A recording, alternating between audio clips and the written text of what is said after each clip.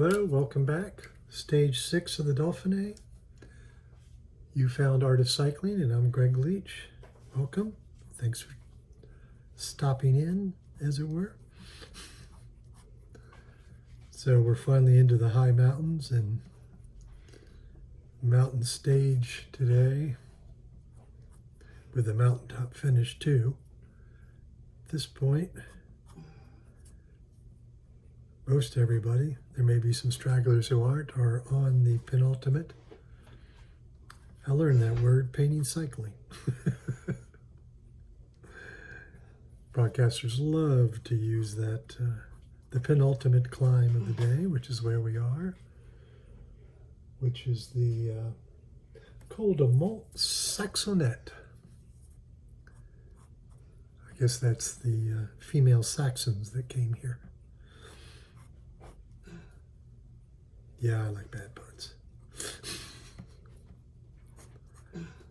So the breakaway was never given much of a lead today. And these are the last two. This rider, Alex Baudin, I think it's Alex. It's definitely Baudin, has gone off, and he is a local rider, so he's probably quite familiar with this climb. He rides for the American team, the EF squad.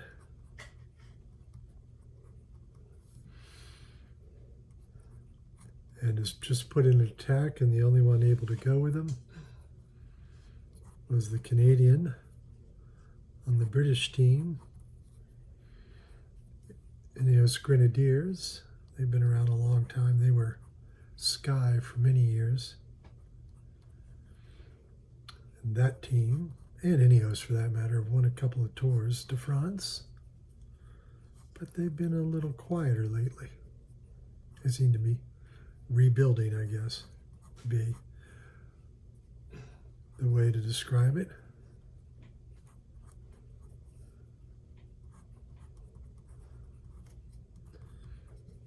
So Chris Froome and Wiggins and Bernal have all ridden for this team.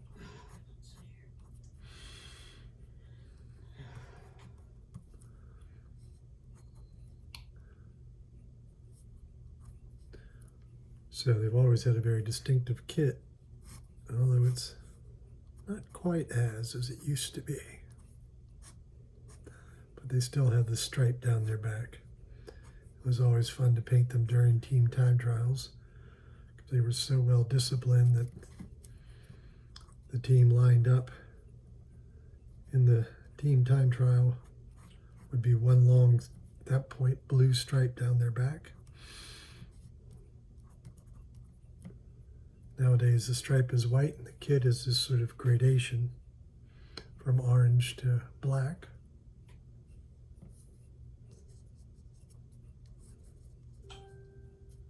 So today should really tell the truth of the Dauphine, and the next today and tomorrow should really let us know more than we already know what the tour is going to be like.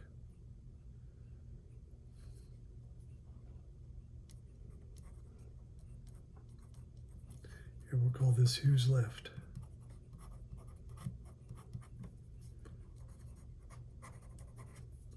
Happy Friday the 13th for those who celebrate.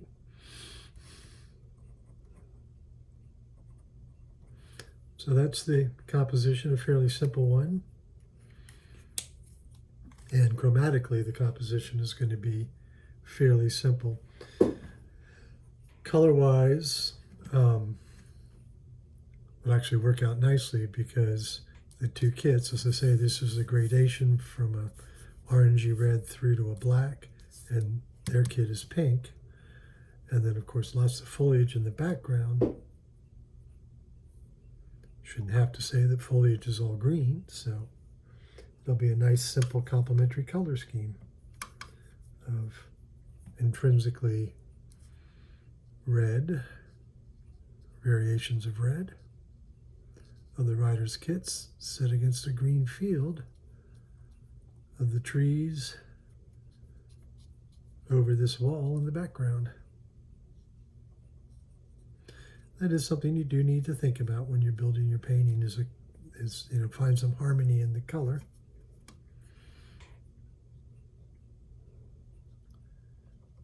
In this case, the what is called local color, that is the actual color of the objects you're depicting, happen to fit in very nicely with that color scheme. Yay me. But if not, then you need to kind of look for a way to balance it. And it doesn't, in fact, shouldn't be equal amounts of the two colors. And you can do split complementary colors, and there's a whole bunch of different ways to go. But this today will be a simple pairing.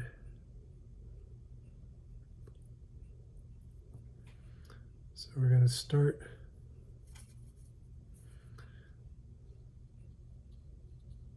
with the Ineos kit. So lay in the orange, and now I'm loading this brush with red.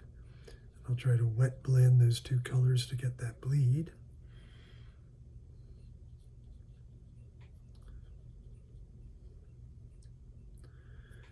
And then pick my darker red.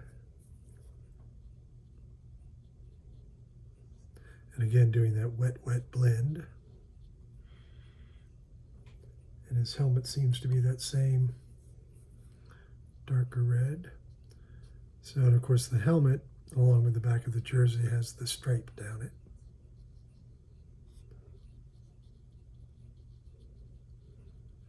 And then normally I would go on before mixing a black, but because I want to keep this wet and wet blend, so while the color is still wet, I'm building that black that I always do with the purple and the dark green. I appear to have a hair on the brush. There we go. Oh, now I have a hair on the painting. All right, now I'll come back to the black of his kit in just a moment. I want to get a little bit of water on the brush and less pigment. Just soften that edge a little bit. There we go. That looks about what it is. And now I'll go ahead and move back to my traditional working all the warm colors and then shifting to the cool colors. And obviously the next warm color in the palette after the reds and oranges would be the pink.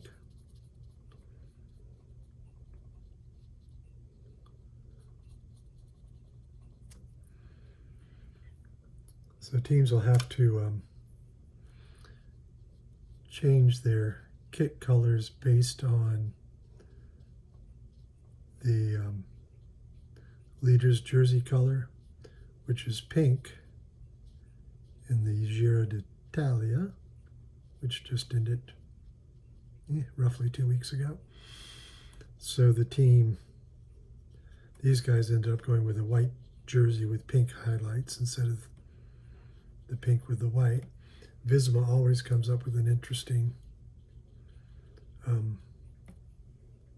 variation on their dominantly yellow jersey. What's interesting is they go away from yellow. They don't just flip it like these guys did.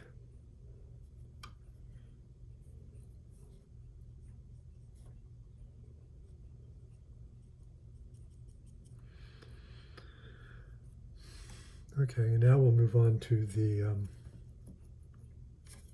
trees behind the riders.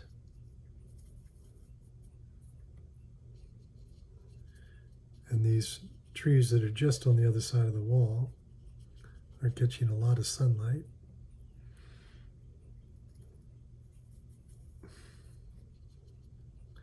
And of course it's still officially spring for another week, roughly, right? So there's still a lot of bright new leaves, a lot of yellow in the leaves, particularly when the sun is hitting them. And then get a little more darker up under the shady part of the brightly colored trees.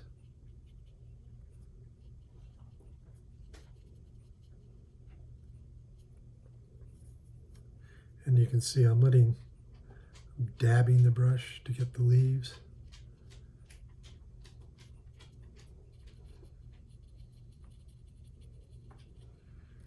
And so again, I've talked about it before, but using your brush marking techniques to help convey that which you're painting.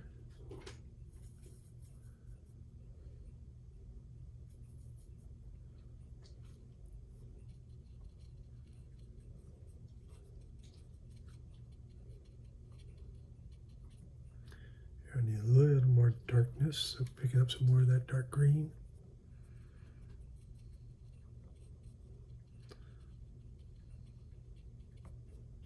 There, and see how that now has given some real volume to these trees. And now behind that is down the gorge and back up the other side. So more distant. In this case, I'm going to start with some of this dark,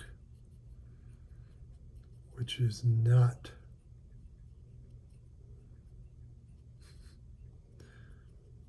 the more visible trees, but the forest behind those. So, I've been telling you that, you work light to dark. And then, of course, immediately I work dark to light. It's the old saying, rules are made to be broken. So that's sort of giving me my background. And now I'll start adding more green to this, more of the dark green, less water.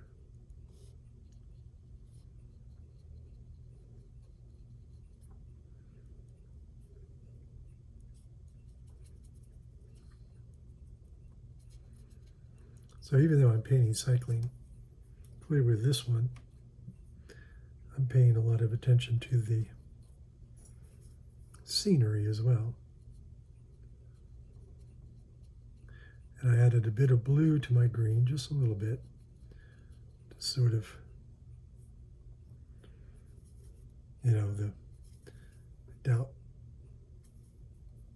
these are actually blue spruce, but I don't know what are the natural. Somebody want to tell me that? What are the indigenous pine trees to the Haute-Savoie region of France?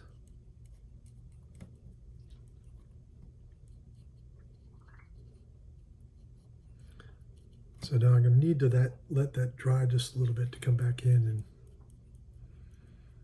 and add some highlights on those pine trees. So now while I'm waiting for that,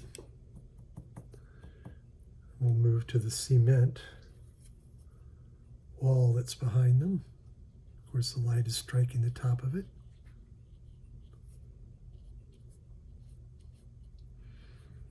And then the rest is in shadow.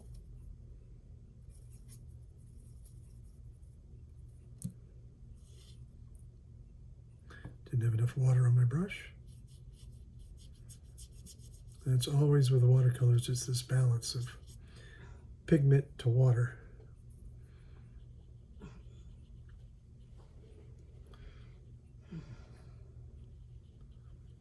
So just laying this in behind the riders.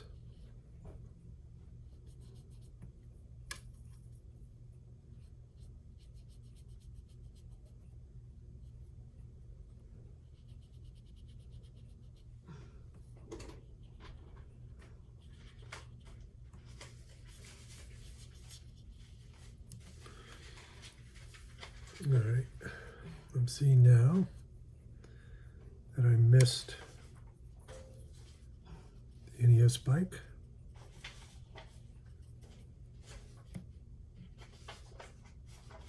I think I'll go ahead and do the black of their shorts and then finish in the roadway.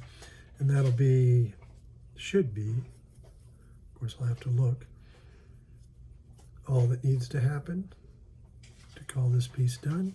Well, the roadway after I do the shorts. And occasionally I'll simply leave something like the roadway unpainted. Like in this piece here, very little pigment on the road in that one, because it was direct sunlight bouncing back up off the surface from the helicopter shot. I had a bunch of painting rules which I've abandoned now.